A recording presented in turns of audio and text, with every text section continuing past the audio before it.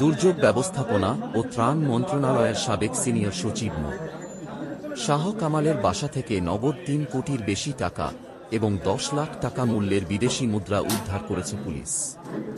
শুক্রবার সন্ধ্যায় রাজধানীর মোহাম্মদপুরের বাবর রোডে শাহ কামালের বাসায় অভিযান চালিয়ে এসব টাকা ও বিদেশি মুদ্রা উদ্ধার করে ঢাকা মহানগর পুলিশ ডিএমপি।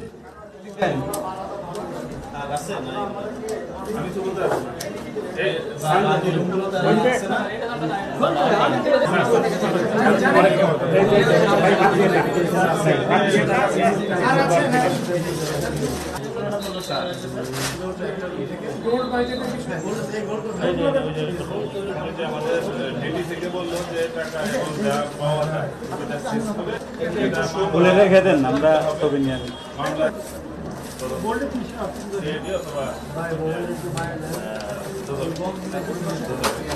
মানে